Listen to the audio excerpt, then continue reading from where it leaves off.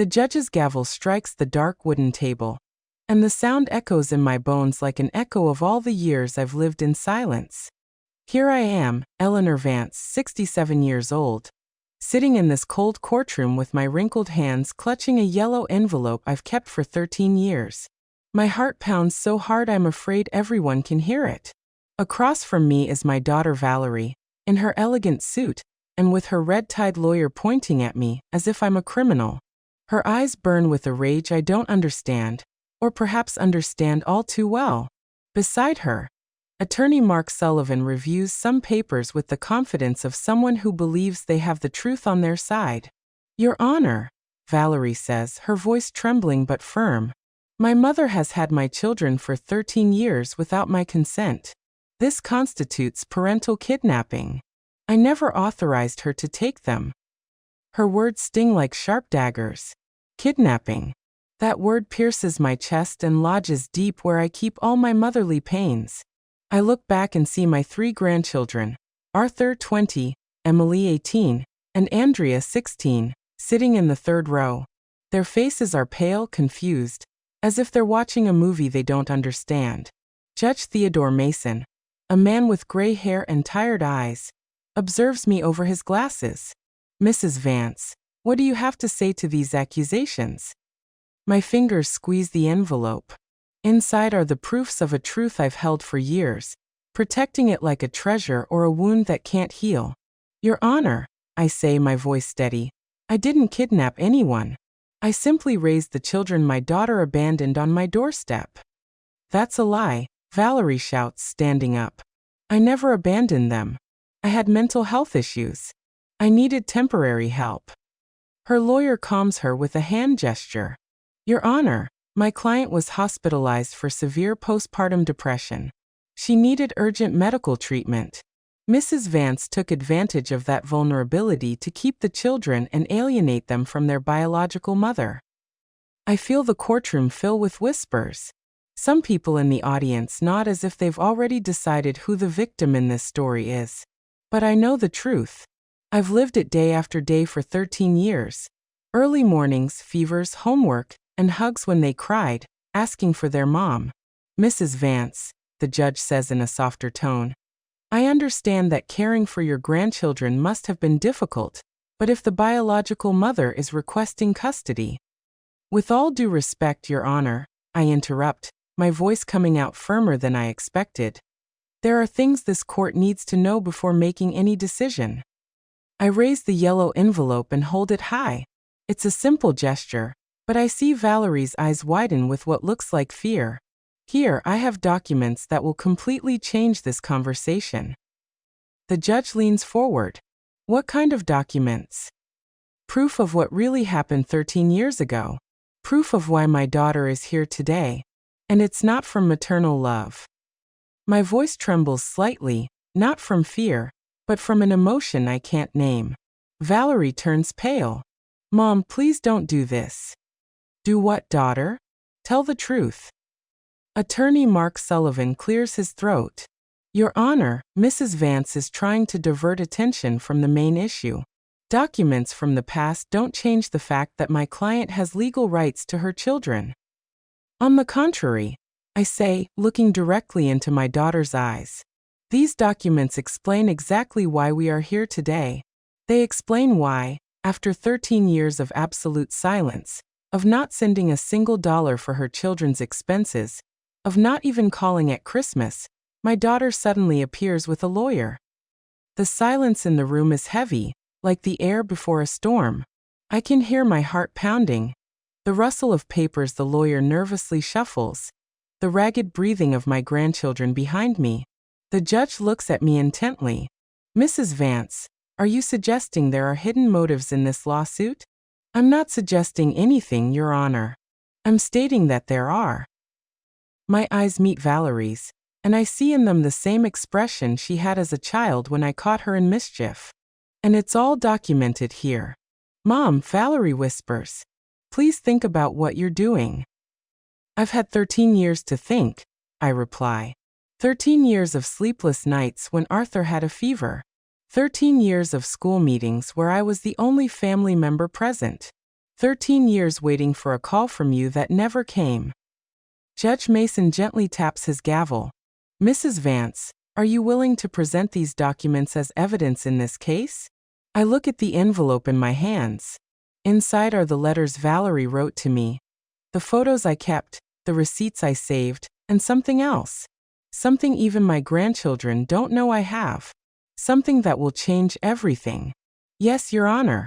I am ready. The judge nods and pauses to review his agenda. Very well, Mrs. Vance, but before examining these documents, I would like to hear your full account of the facts. Tell us what happened 13 years ago. I close my eyes for a moment and transport myself back to that day that changed my life forever. It was a rainy Tuesday in October. I was in my small kitchen preparing chamomile tea to calm my nerves after a doctor's appointment where my arthritis had been confirmed to be worsening. Then I heard the knocks on the door. It was near noon. I began feeling my voice soften with the memory. Valerie appeared at my door with the 3 children. Arthur was 7 years old, Emily 5, and Andrea barely 3. They were dirty, their clothes wrinkled, and the little ones were crying from hunger. I look over at my grandchildren. Arthur gives me a sad smile, as if remembering fragments of that day. Emily's eyes are glassy, and Andrea, my little Andrea, hugs herself as she did when she was a scared child. My daughter entered my house like a hurricane. I continue. She carried a plastic bag with some of the children's clothes, all jumbled, nothing clean. She told me, "Mom, I need you to keep them for a while. It will only be a few weeks until I sort out my problems."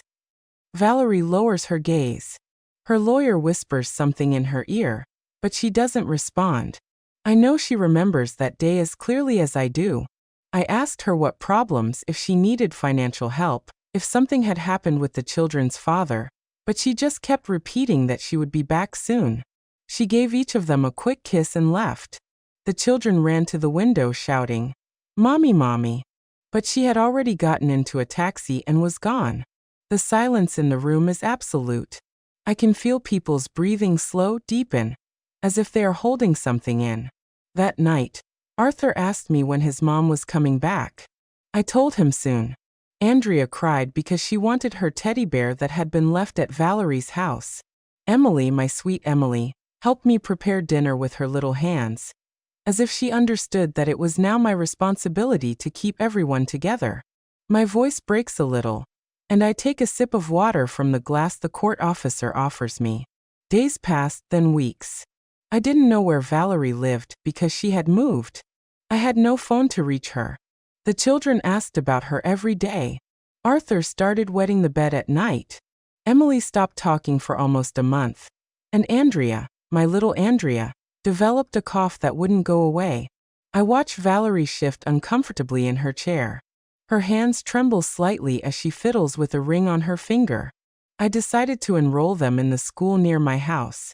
I needed their documents, their birth certificates.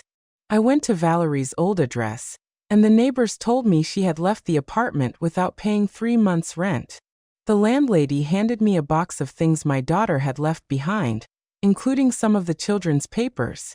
Judge Mason takes some notes. Did you try to report the situation to the authorities?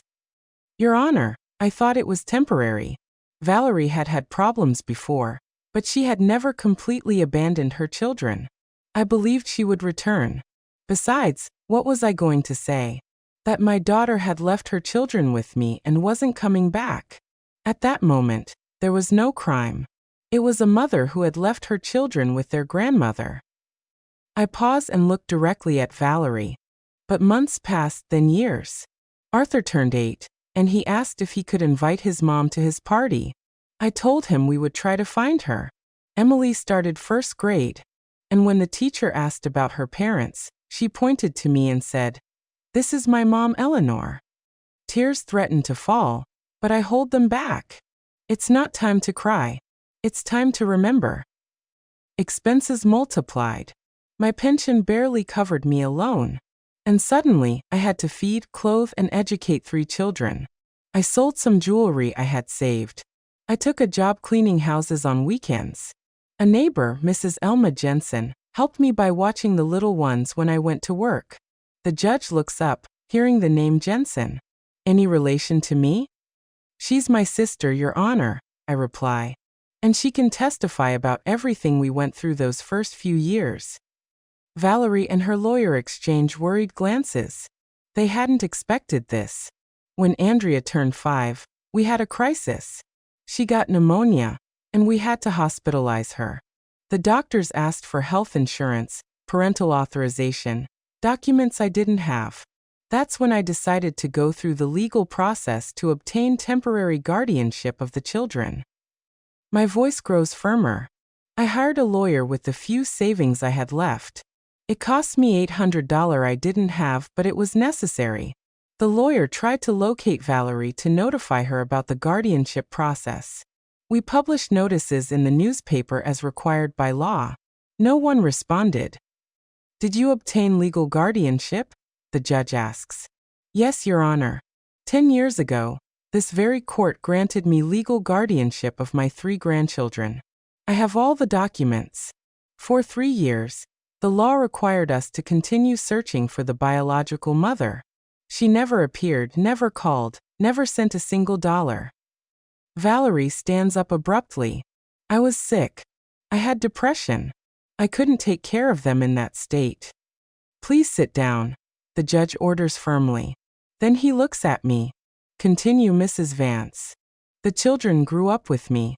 Arthur graduated from high school with honors. Emily won poetry contests. Andrea learned to play guitar and formed a band at school. They went to therapy when they needed it. I took them to the doctor for vaccinations, to all their school events. I celebrated every birthday, every achievement, every important moment of their lives. I look at my grandchildren and see Arthur nod with tears in his eyes. I never lied to them about their mother. I always told them she loved them, but couldn't take care of them at that time. I showed them pictures of her when they were babies. I saved every drawing they made for her, hoping she would return. And they never had contact with her during all these years? The judge asks. Not once, Your Honor, until 2 months ago when she appeared at my door with her lawyer and a custody demand. The judge leans forward. 2 months? And what changed after 13 years of total absence? I smile slightly because here comes the part Valerie doesn't want known. I raise the yellow envelope. That answer, Your Honor, is in these documents. Judge Theodore Mason extends his hand toward me. Mrs. Vance, please approach and present the documents you mentioned. I stand up slowly, feeling my knees protest with arthritis, but my determination is stronger than any physical pain. I walk toward the stand with the yellow envelope clutched to my chest. I can hear Valerie's nervous heels clicking against the wooden floor. Your Honor, Attorney Mark Sullivan says, standing up. I request that any document presented be examined by the defense before being admitted as evidence. Of course, the judge replies. Mrs. Vance, hand the documents to the clerk to be reviewed by both parties. I open the envelope carefully, as if it were a treasure chest I'd protected for years. My fingers tremble slightly, not from fear, but from the emotion that the truth is finally coming to light. Inside are photographs, handwritten letters, receipts, and some folded papers that form the heart of this story. Let's start with this, I say, pulling out a packet of photographs tied with a red ribbon.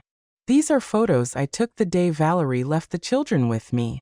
The clerk takes the photographs and passes them to the judge, who examines them one by one.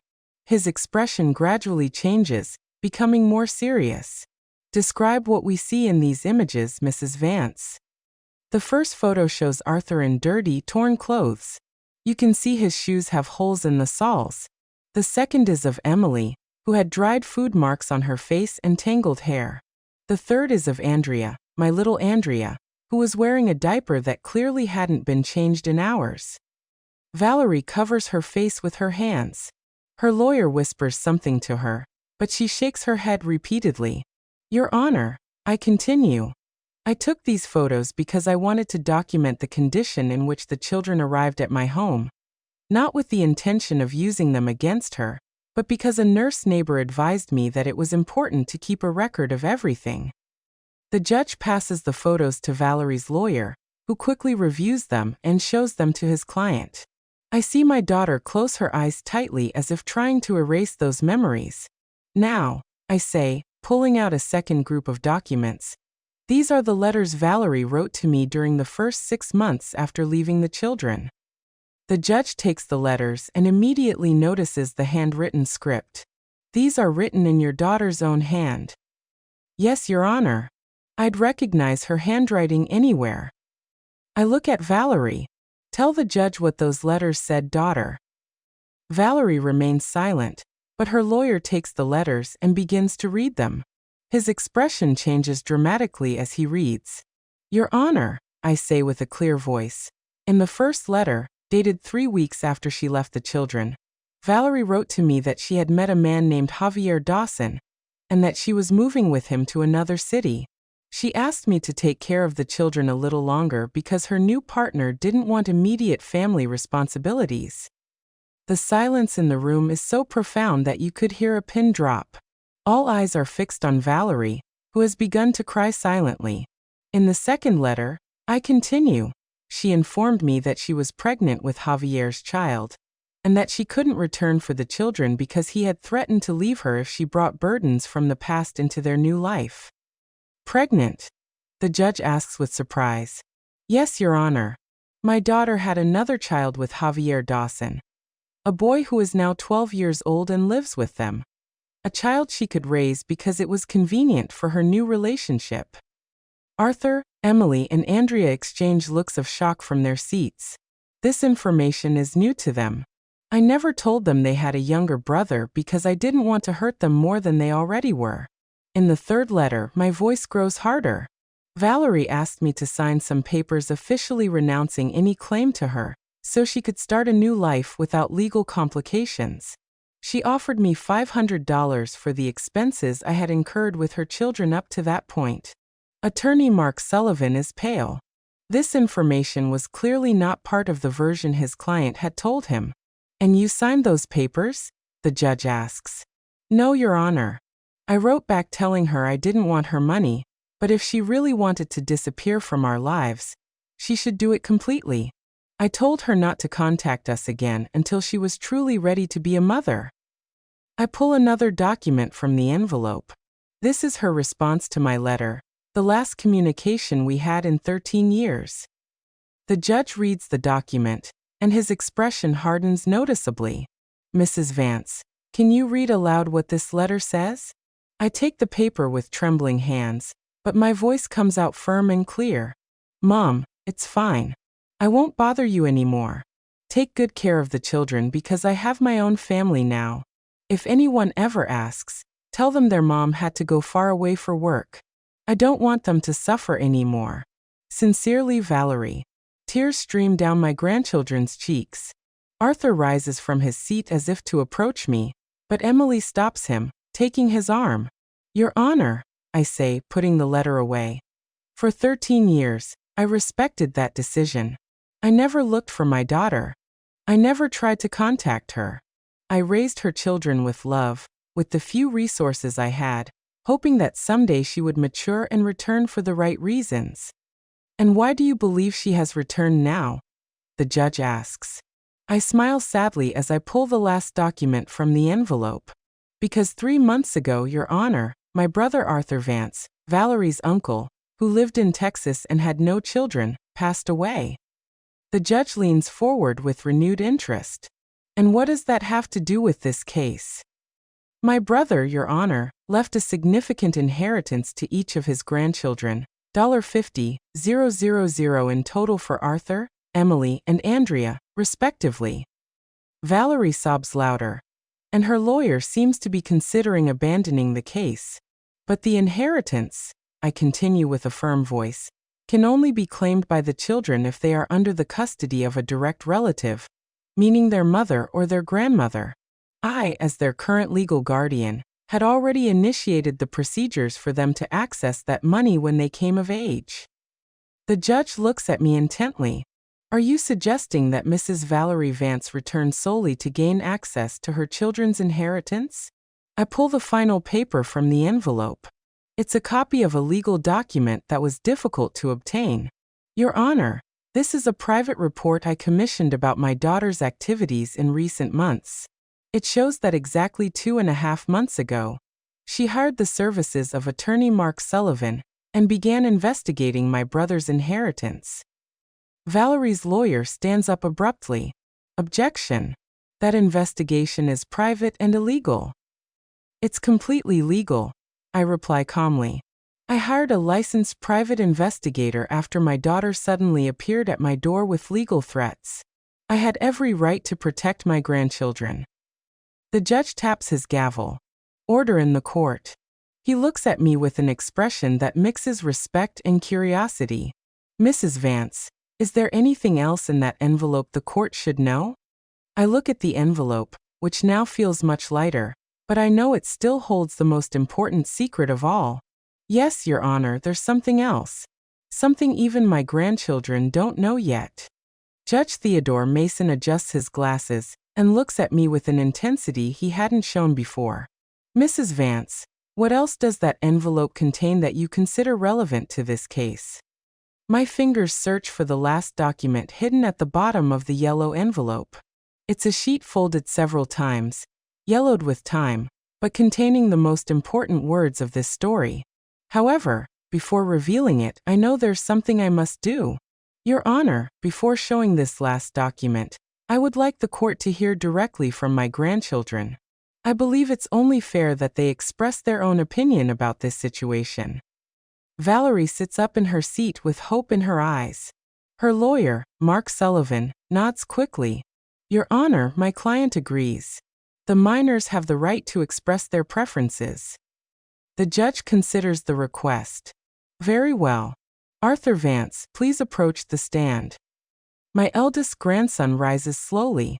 At 20 years old, Arthur is a tall, slender young man with his grandfather's intelligent eyes and the sensitivity he inherited from our family. He walks to the stand with measured steps, as if each movement requires conscious decision. Arthur, the judge says in a gentle voice, I understand this situation must be very difficult for you. I want you to know that you can speak freely. Do you remember your biological mother? Arthur swallows and glances briefly at Valerie before answering.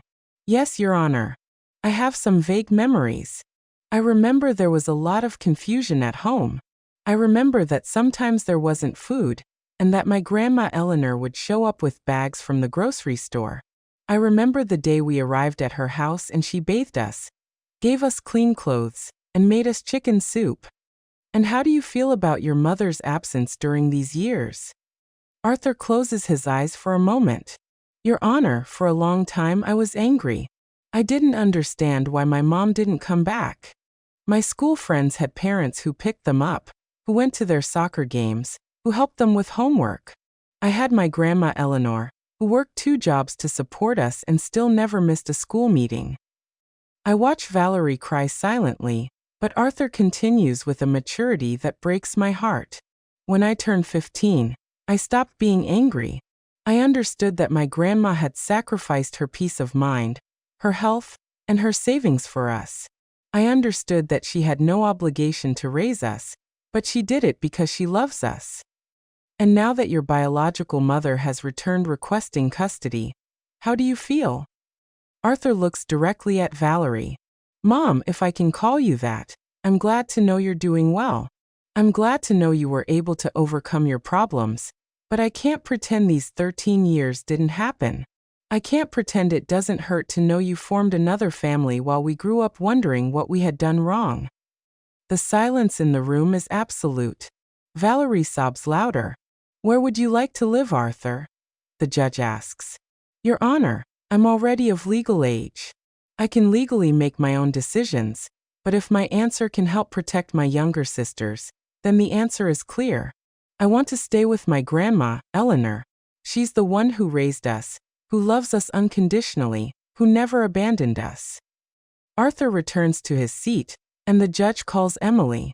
My 18-year-old granddaughter walks to the stand with the grace that has always characterized her, but I can see the tension in her shoulders. Emily, you are also of legal age. What is your perspective on this situation? Situation? Emily takes a deep breath before speaking. Your Honor, I have some clearer memories than Arthur because I was a little older when we came to live with my grandma. I remember my biological mom cried a lot. I remember that sometimes she would stay in bed all day and we had to take care of ourselves. Valerie shouts from her seat. I was sick. I had postpartum depression. The judge silences her with a stern look. Please allow the young lady to finish. Emily continues. I understand you were sick, Mom, but I also remember the day we arrived at Grandma Eleanor's house. For the first time in a long time, someone asked us if we had eaten. Someone read us stories before bed. Someone told us everything would be okay. Tears run down my cheeks as I listen to my granddaughter's words. Grandma Eleanor took us to the psychologist when we had nightmares. She enrolled us in extracurricular activities, so we wouldn't feel different from other children. When I was 14 and was diagnosed with juvenile diabetes, she learned about nutrition, about glucose measurement, about everything she needed to take care of me. The judge takes notes as Emily speaks. And regarding staying with your biological mother or your grandmother? Your Honor, my biological mom is a stranger to me. I know she shares my blood, but my grandma Eleanor shared my childhood, my adolescence, my fears, and my dreams. The decision is easy. Finally, the judge calls Andrea. My youngest granddaughter, 16, approaches the stand with the determination that has always characterized her. She is the most physically similar to me, but she has a rebellious spirit that reminds me of Valerie when she was young. Andrea, you are a minor, but your opinion is very important to the court. What do you remember about your life before coming to live with your grandmother? Andrea looks at Valerie with an expression I can't decipher. Your Honor, I was very little, but I remember things. I remember being hungry. I remember crying and no one coming. I remember the smell of the house where we lived, a smell of sadness and abandonment. Valerie folds in on herself as if her youngest daughter's words were physical blows. But I also remember, Andrea continues, the first day at Grandma Eleanor's house. I remember she gave me a warm bath and put me in clean pajamas that smelled like fabric softener. I remember she made me warm milk with honey before bed and sang me a lullaby. Would you like to get to know your biological mother better? The judge asks. Andrea thinks for a moment. Your Honor, I'm not going to lie. I'm curious to meet the woman who gave me life, but I'm also scared. Scared that she'll leave again. Scared that her promises are like the ones she made 13 years ago. And where do you feel safest? With my grandma Eleanor, Your Honor. She has never failed me, never lied to me. When I asked her why my mom had left, she didn't invent pretty stories. She told me the truth that sometimes adults make difficult decisions, and that she loved me enough to stay. Andrea returns to her seat, and the judge addresses me again. Mrs. Vance, your grandchildren have been very clear in their preferences. Is there anything else the court should know before making a decision? I look at the yellow envelope in my hands, and then I look at my 3 grandchildren. They have been brave in speaking their truth. Now it's my turn to be brave with mine. Yes, Your Honor. There's something else. Something that will completely change the perspective of this case. I pull the last document from the envelope. It's a sheet I've folded and unfolded so many times that the crease lines are permanent. This is a document I found 2 years ago among the things Valerie abandoned in her apartment. A document she herself wrote and signed.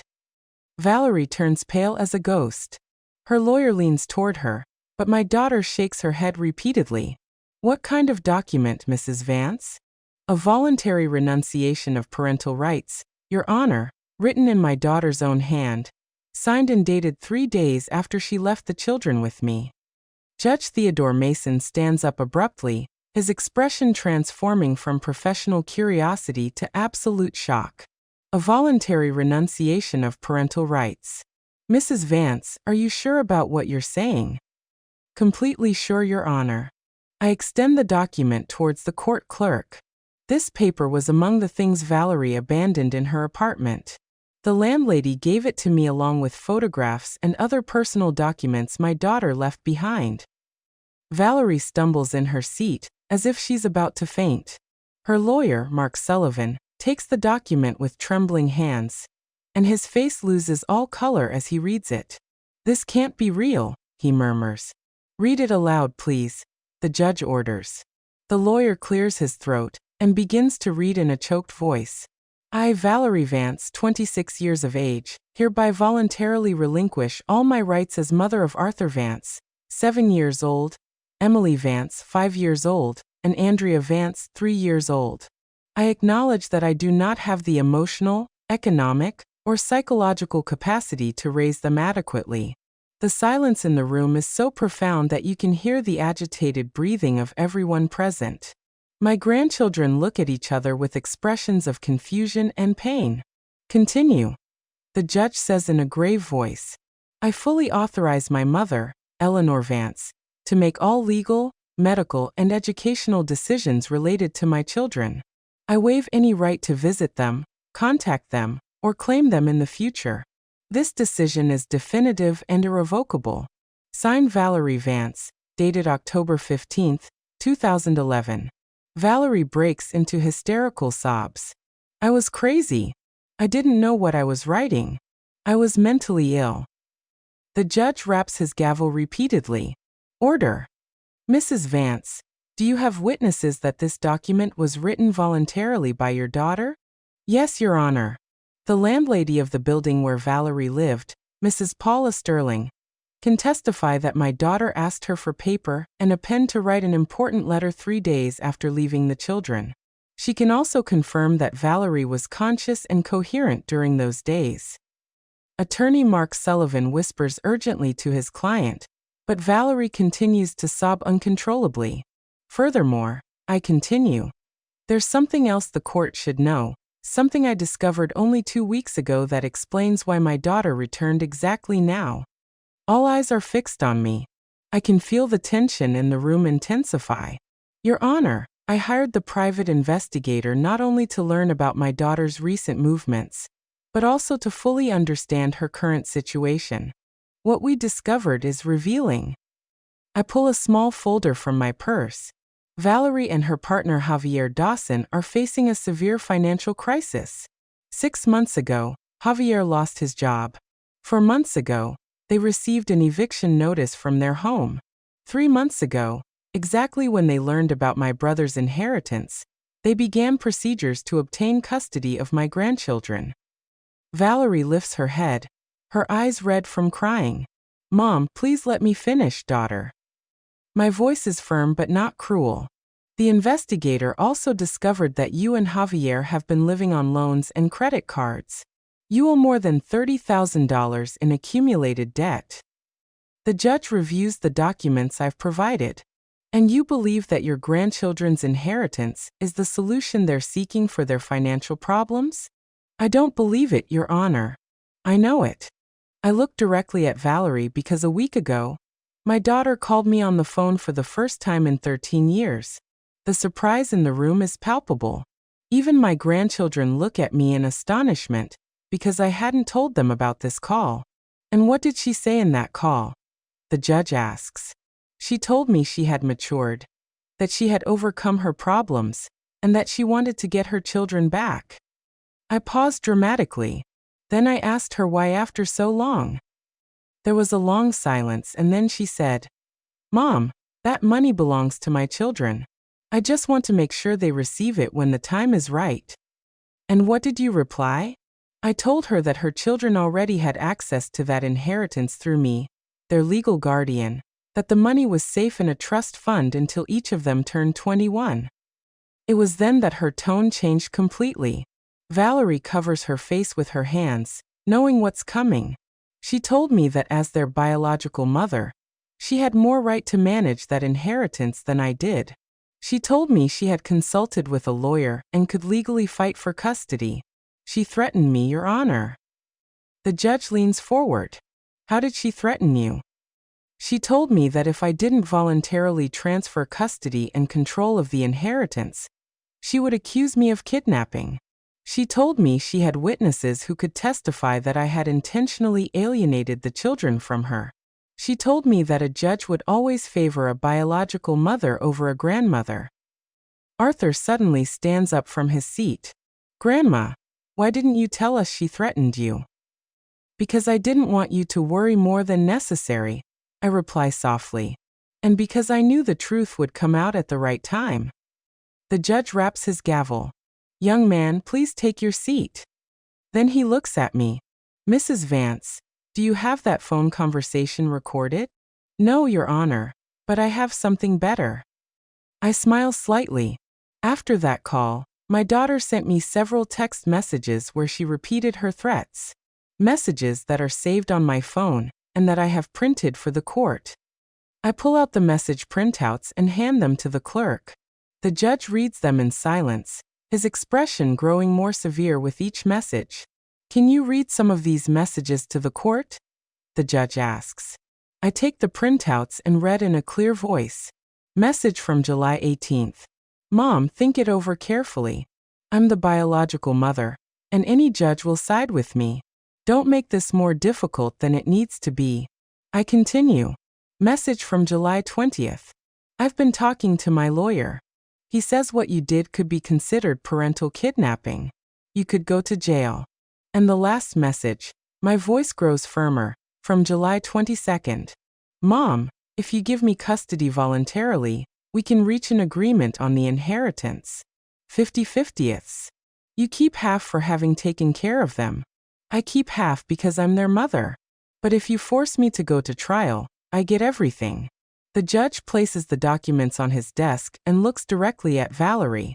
Mrs. Vance, do you confirm that you sent these messages? Valerie sobs, unable to articulate a word. Her lawyer looks completely defeated. Your Honor, I say softly, I want to make it clear that I'm not seeking revenge against my daughter. I understand that she went through difficult times when she was young.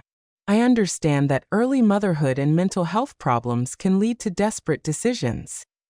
I look at Valerie with sadness, but also with determination.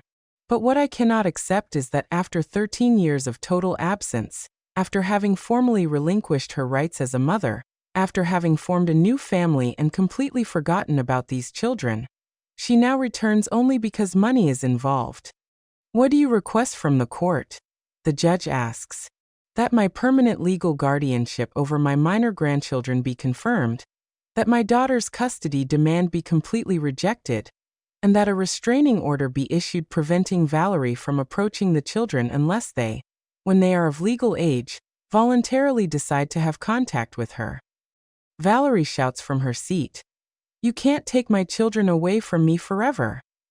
I turn to her with an expression that mixes pain and firmness. Daughter, you yourself gave them up 13 years ago. I'm not taking anything from you. I'm just protecting what you abandoned. The judge declares a 30-minute recess to review all the documentation presented. The courtroom partially empties, but I remain seated in my place, holding my purse against my chest as if it were a protective shield. My grandchildren approach me, surrounding me with their arms in a silent embrace that speaks more than 1,000 words. Grandma, Andrea whispers, why did you never tell us she had given us up in writing? Because I wanted you to have the opportunity to form your own opinion about your mother when you were old enough to understand. I reply, stroking her hair. I didn't want you to grow up with hatred in your hearts. Arthur squeezes my hand. But you lied to us all these years when you told us maybe she would come back. I didn't lie, my love. There was always the possibility that she would mature and return for the right reasons. I held on to that hope for a long time. I look to where Valerie is sitting with her lawyer talking in desperate whispers. But when she called me a week ago, I knew immediately that she hadn't returned for you. She had returned for the money. Emily sits next to me. What's going to happen now, Grandma? I don't know, my child, but I know we've told the truth, and that's all we can do. During the recess, I watch Valerie slowly approach us. Her lawyer tries to stop her, but she ignores him. She walks with hesitant steps as if each foot was a mountain to climb. Mom, she says with a broken voice, Can we talk privately? She begins, and her voice trembles like when she was a child and had done something wrong. I know I made terrible mistakes, but I've changed. I've really changed. Have you changed, Valerie, or do you just need money? My question is direct, but not cruel. After so many years, I've earned the right to brutal honesty. She lowers her gaze. Both are true. Yes, I need the money, but I've also missed my children all these years. You've missed them? My voice rises slightly. Valerie, you had 13 years to miss them. 13 years to call, to write, to send a postcard at Christmas. 13 years to ask how they were, if they needed anything, if they remembered you. I was scared, she whispers. I was scared they would hate me for abandoning them. Then why now? Why, after 13 years of fear, do you suddenly have the courage to fight for them in court? Valerie leans against the window as if needing physical support to continue the conversation. Because Javier told me that if I didn't try to get my children and their inheritance back, he would leave me. He told me he couldn't stay with a woman who had given away $50,000. The brutal honesty of her confession catches me off guard. For a moment, I see the scared girl she once was, caught between impossible decisions. Then you haven't changed at all, I say with deep sadness. 13 years ago, you made a decision based on what a man demanded of you. Today, you are here for the same reason. It's not that simple. Her voice rises, but she immediately looks around to make sure no one hears us. Mom, you don't understand the pressure I've lived under. Javier has supported me all these years. Without him, I have nothing. I don't have a job. I don't have my own home. I don't have savings. And what about your other child? The child you could raise because it was convenient for your relationship. Valerie stumbles as if I had slapped her. Paul is different. He was born within my marriage to Javier. He was part of our plans. Arthur, Emily, and Andrea were also your children. Valerie, they also deserved unconditional love. But I couldn't give them that. She explodes, tears streaming down her face. I was a kid when I had them. I didn't know how to be a mother. Every time Arthur cried, I cried too. Every time Emily had nightmares, I had panic attacks. I couldn't handle them. For the first time in this conversation, I feel a pang of compassion for my daughter.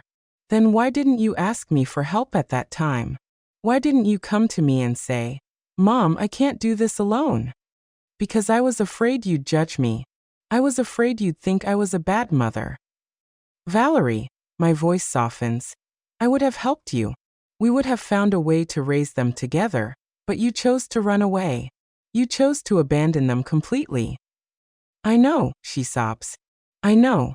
And I've lived with that guilt all these years. But Mom, now I can offer them something better. With the inheritance, I can give them a life I could never give them before.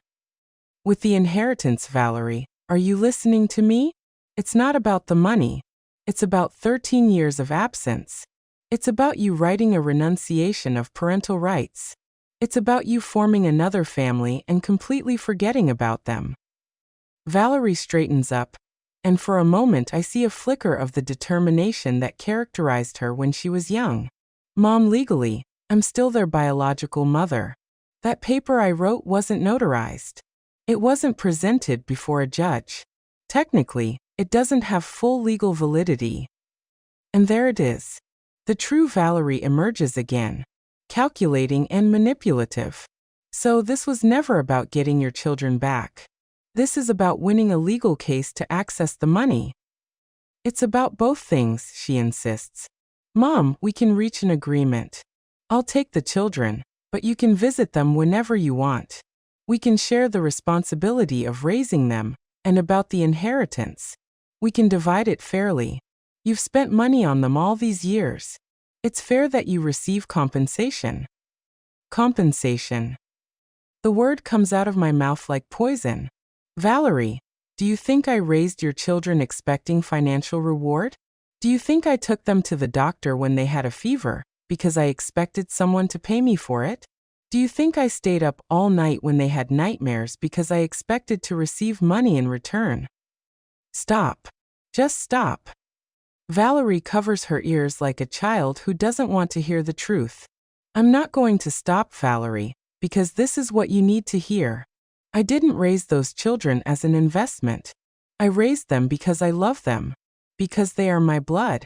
Because when you abandoned them, someone had to love them unconditionally. Valerie lowers her hands and looks at me with an expression I hadn't seen in years. It's the same look she had as a teenager when she realized she had made a serious mistake. Mom, she says in a very small voice, what do I have to do for you to forgive me? The question catches me off guard. For years, I had imagined this moment. I had thought about what I would tell her if she ever asked for forgiveness. But now that I'm here, the words don't come easily. Valerie, forgiveness isn't something you negotiate. It's not something you get in exchange for doing the right things. Now, forgiveness is something you give because you choose to free yourself from resentment. So, do you forgive me? I look at my daughter, this 39-year-old woman who still seeks her mother's approval, and I feel a complex mixture of love, disappointment, sadness, and hope. I forgive you for being a scared child who didn't know how to be a mother. I forgive you for making desperate decisions when you felt overwhelmed. I forgive you for running away when the responsibility became too heavy. Valerie smiles with hope, but I continue. But I cannot forgive you for coming back only when money is involved. I cannot forgive you for threatening me with jail to get what you want. And I cannot allow you to hurt those children again. The smile disappears from her face. So there's nothing I can do. Yes, there is something you can do, I reply firmly. You can go back to your life, work on your personal problems, and when you have truly matured and changed, when you can offer genuine love without expecting anything in return, then perhaps your children will decide for themselves if they want to meet you. And the inheritance? The inheritance belongs to them, Valerie, and I will make sure they receive it when they are ready to manage it responsibly. A court officer appears in the hallway. The recess is over. The judge is ready to continue. As we walk back to the courtroom, Valerie takes my arm gently. Mom, one last question. If I withdraw the lawsuit now, would you allow me to see the children occasionally for supervised visits? I stop and look directly into her eyes. That decision isn't up to me, Valerie. It's up to them. If they want to meet you, I will respect their decision, but I won't pressure them to do so. We enter the courtroom where the judge is waiting for us, and I know that the next few minutes will determine the future of my family. Judge Theodore Mason takes his place on the bench, and the courtroom fills again with palpable attention. Valerie and her lawyer Mark Sullivan return to their table, but I can tell something has changed in her posture. She is more slumped, smaller, as if the conversation in the hallway had drained all her fighting energy. Ladies and gentlemen, the judge begins in a solemn voice. I have had time to review all the documentation presented, and I must say that this case presents very disturbing elements that go beyond a simple custody dispute. He looks directly at Valerie. Mrs. Vance, after examining the renunciation of parental rights written in your own hand, the text messages where you threaten your mother, and the documented history of abandonment for 13 years, I have some very serious questions to ask you. Valerie stands up tremblingly, leaning on the table to maintain her balance. Do you confirm that you voluntarily wrote the renunciation of parental rights dated October 15, 2011? Your Honor, Attorney Mark Sullivan intervenes. My client was going through a severe mental health crisis at that time. She cannot be held responsible for decisions made under those circumstances. Attorney Sullivan, the judge replies in a severe tone. I have reviewed the medical reports you presented as evidence of your client's depression. The documents show that she was discharged from psychiatric treatment 2 months before writing that renunciation. According to medical records, her doctor certified that she was mentally stable and posed no danger to herself or others. Valerie stumbles, and her lawyer helps her sit down. Furthermore, the judge continues, I have checked public records and found that Mrs. Valerie Vance legally married Mr. Javier Dawson on December 20, 2011, just 2 months after writing the renunciation of parental rights. Can you explain how someone mentally incapable of making decisions about their children could simultaneously make the legal decision to marry? The silence in the courtroom is absolute. I can hear my own heart pounding as I await my daughter's answer. Your Honor, Valerie says with a broken voice. I just wanted to start over. I thought it would be better for everyone. Better for everyone or better for you? The judge's question is direct and sharp. Valerie breaks into tears and cannot answer. The judge continues. Mrs. Vance, I have also reviewed the school records of your son, Paul, born in 2012. The documents show that you have been a present and active mother in his education. You have attended parent meetings, school events, and maintained a stable home for him for 11 years. This demonstrates that you did have the capacity to be a mother, but you chose to exercise that capacity only with the child who was convenient for you. Every word from the judge falls like a hammer on the coffin of Valerie's hopes. I watch her collapse in her chair, completely defeated. But most concerning of all, the judge says, raising the printed text messages, are these explicit threats you made to your mother? Threatening with false accusations of kidnapping is not only morally reprehensible, but constitutes extortion, a serious felony. Attorney Mark Sullivan stands up desperately. Your Honor, I request a recess to consult with my client about the possibility of withdrawing the lawsuit. Attorney Sullivan, the judge replies firmly. In light of the evidence presented, especially the threats of extortion, I have a legal obligation to refer this case to the district attorney's office to evaluate whether criminal charges should be filed against your client. Valerie shouts from her seat. No, please. I just wanted my children back. Mrs. Vance, the judge says in a severe voice, you did not want your children back. You wanted to recover the inheritance money. The evidence is overwhelmingly clear on that. He turns to me. Mrs. Eleanor Vance, do you wish to file charges for extortion against your daughter? The question catches me off guard. For weeks, I had imagined this moment, but I never thought I would have to decide whether to send my own daughter to jail. I look at Valerie, who watches me with pleading eyes. Then I look at my grandchildren who await my answer with tense expressions. Finally, I look into my heart and find an answer that surprises even me. Your Honor, I do not wish to file criminal charges against my daughter. Valerie sighs with relief, but I continue. However, I do request a restraining order prohibiting her from contacting my grandchildren, or me for a minimum period of 5 years, unless through a legal representative, and with the prior approval of this court. The judge nods. That seems like a reasonable request. Anything else, Mrs. Vance? Yes, Your Honor. I request that it be established in the public record that Mrs. Valerie Vance voluntarily relinquished all her parental rights over Arthur, Emily, and Andrea Vance on October 15, 2011, and that any future attempt to claim custody or rights over these minors be considered frivolous and without legal merit. Granted, the judge says, making notes in his documents. Valerie stands up, swaying. Mom, please don't do this. Don't take my children away from me forever. I turn to her, and for the first time in this entire hearing, my voice comes out soft but unwavering. Valerie, I'm not taking anything from you. You let them go 13 years ago. You wrote that renunciation. You chose to form another family and forget about them. I'm just protecting what you abandoned. But they're my children, she sobs. No, I reply firmly. They are the children you had, but I am the one who raised them. I am the one who loves them unconditionally. I am the one who sacrificed my peace of mind, my health, and my money to give them a stable home. Arthur rises from his seat in the gallery. Your Honor, may I say something? The judge nods. Please approach. My grandson walks to the stand with the dignity of an adult man, although I see in his eyes the pain of the child he once was. Your Honor, I want it to be clear for the record that my sisters and I do not consider Valerie Vance our mother.